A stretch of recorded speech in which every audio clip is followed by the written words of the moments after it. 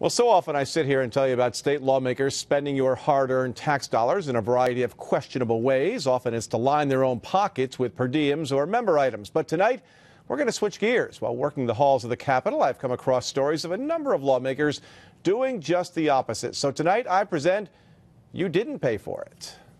They could take your money for gas and food and lodging, but they don't. If everybody just keeps taking it and taking and taking and feathering their nest, how do we ever come to a point where we say, hey, we have to stop doing this? Kieran Lawler is a freshman assembly member from Dutchess County. He is not taking per diems, and he's not taking the $10,000 stipend he's entitled to as a ranking member of a committee. Hardworking people all over this state are paying for this, and we have a duty to count every single penny, not to make sure we maximize everything that we're allotted. Lawler is in the minority when it comes to not taking your money, but he is not alone. Frank Scartatos of Ulster County is also eligible for the $165 a day for meals and lodging, but he's not putting in for per diems either. We are role models, and we ought to be setting the example, and therefore, these are taxpayer monies. I mean, this belongs to every one of us.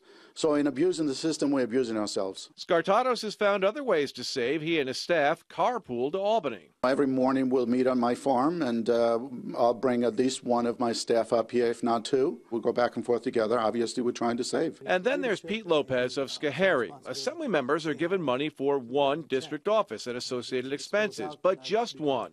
For Lopez, with a district the size of Rhode Island, one district office is not enough. In this region, to serve people, you have to be in touch. So he finagled a small room at the Schoharie County Office Annex, brought in his daughter's computer, and found some free used furniture. This is from the OGS warehouse in Albany. Mayor Borst let me borrow his pickup truck, his personal pickup.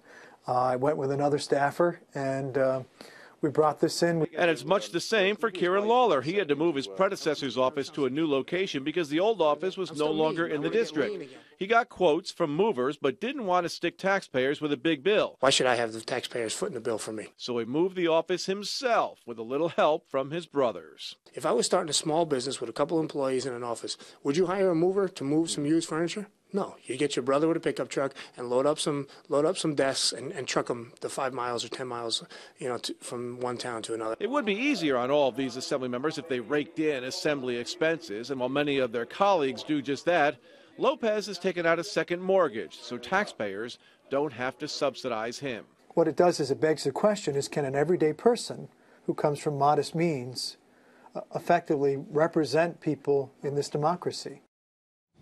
You should know most of our local lawmakers are not eligible for per diems while working in Albany because they live too close to the Capitol.